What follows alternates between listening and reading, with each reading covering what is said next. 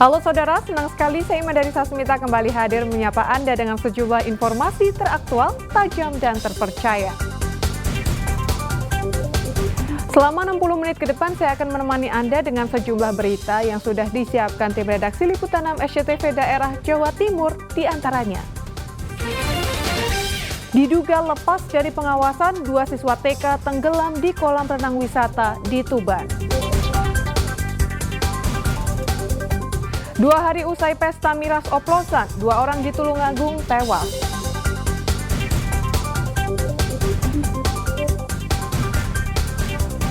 Stok melimpah, harga kebutuhan dapur turun di Mojokerto.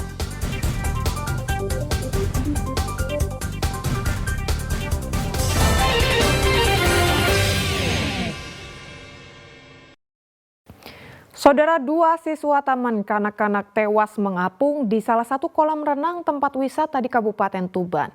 Korban diduga lepas dari pengawasan orang tua dan guru hingga berenang di kolam renang dewasa. 2 siswa taman kanak-kanak ditemukan tewas di kolam renang Jatiwangi, Kecamatan Meraura, Kabupaten Tuban. Korban sempat dilarikan ke puskesmas, namun nyawanya tak tertolong. Korban bernama Samsul Hadi Saputra dan Muhammad Hafiz, asal Kecamatan Keragan, Kabupaten Rembang, Jawa Tengah. Korban datang ke wisata Jatiwangi bersama orang tuanya, guru dan 36 siswa taman kanak-kanak lainnya. Diduga kedua korban lepas dari pengawasan orang tua dan guru hingga berenang di kolam dewasa. Apalagi di sekitar lokasi kolam dewasa tidak ada rambu peringatan maupun penjaga yang melarang korban berenang. Kolam kangge dewasa kok dicemplungi anak kecil kok boleh lah. Gitu. Itu usia berapa, Bu? Usia ya 6 tahun 6 setengah lah. 6,5. Kalau kolamnya itu dalam, Bu? Dalam untuk dewasa. Lah sing untuk anak kecil ya ada. Dewasa ya ada. Tapi tidak ada rambu-rambu untuk usia berapa gitu, nggak ada? Nggak ada. Berarti yang salah itu sing yang punya kolam atau penjagaannya yang salah itu. Mereka tadi mandi di kolam renang yang untuk dewasa. Nah, sementara tadi menurut keterangan dari pemilik kolam renang tersebut masih dalam proses pengisian pada pagi hari ini. Jadi belum penuh, masih separuh, sekitar 70 cm. Nah, mungkin diperkirakan 70 cm ini dangkal, mereka berenang, 2 orang anak ini berenang di situ dan tiba-tiba diketahui 2 anak itu sudah mengapung. Jadi ditemukan pada sekitar pukul 9 itu. Polisi yang melakukan olah TKP memeriksa sejumlah saksi serta pihak manajemen lokasi wisata Jatiwangi. Setelah divisum, kedua jenazah selanjutnya dibawa ke kampung halamannya untuk dimakamkan. Sementara polisi masih menyelidiki kasus ini. Sapari Ranuwijaya melaporkan dari Tuban.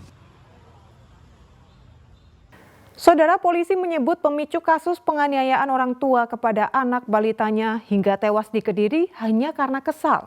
Korban dinilai orang tuanya berbohong lalu dianiaya.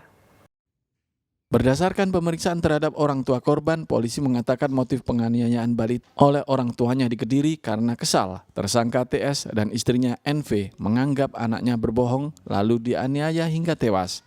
Dari hasil pemeriksaan forensik ditemukan tanda-tanda penganiayaan pada kepala dan badan korban akibat pukulan benda tumpul. Sementara alasan kedua orang tua mengubur korban di samping rumah karena panik dan takut penganiayaan berujung tewasnya korban itu diketahui keluarga dan masyarakat. Oh, ini yang tadi disampaikan oleh dokter forensik bahwa memang betul ada tanda-tanda kekerasan dengan benda tumpul ya di beberapa titik di tubuh dari anak korban ya. Di mana Detail pastinya belum disampaikan ke kami, namun beberapa gambaran ada yang di daerah kepala, ada di daerah badan. Artinya memang penyebab meninggalnya korban dianiaya oleh kedua orang ini. Kesimpulannya penyebab kematian sejauh ini adalah pendarahan di kepala yang diakibatkan oleh kekerasan benda tumpul. Selasa 25 Juni, warga Dusun Dabaan, Desa Tugurejo, Kecamatan Ngasem, Kediri, digegerkan dikuburkannya balita berinisial AF di samping rumah oleh orang tuanya. Polisi yang mendapatkan laporan langsung melakukan pembongkaran makam. Awalnya orang tua korban mengatakan kepada keluarga serta tetangganya jika korban meninggal karena kejang-kejang dan jatuh saat bermain. Namun keterangan orang tua korban dianggap janggal hingga keduanya diperiksa lebih lanjut. Danus Sukendro melaporkan dari Kediri. Saudara, akibat hilang kendali usai menyenggol sepeda motor, sebuah truk terlibat kecelakaan dengan bus pariwisata di Mojokerto. Akibatnya bagian depan truk dan bus ringsek serta 6 korban terluka.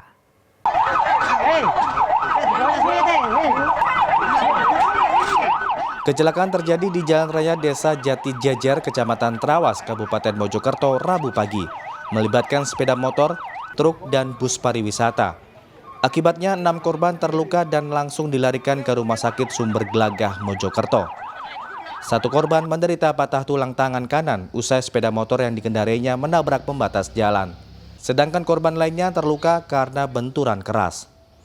Kecelakaan bermula saat truk yang dikemudikan Subandrio melaju mendahului sepeda motor. Diduga kurang waspada, truk menyenggol motor hingga menabrak pembatas jalan. Karena kaget, sopir truk banting setir ke kanan. Saat bersamaan, dari arah berlawanan melaju bus pariwisata syarat penumpang yang dikemudikan Said.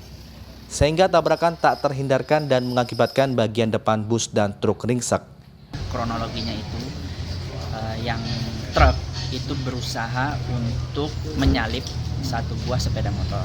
Akan tetapi untuk menyalipnya ini tidak sempurna, akhirnya tertabraklah satu pengendara sepeda motor yang dikendarai oleh 2 orang. Kemudian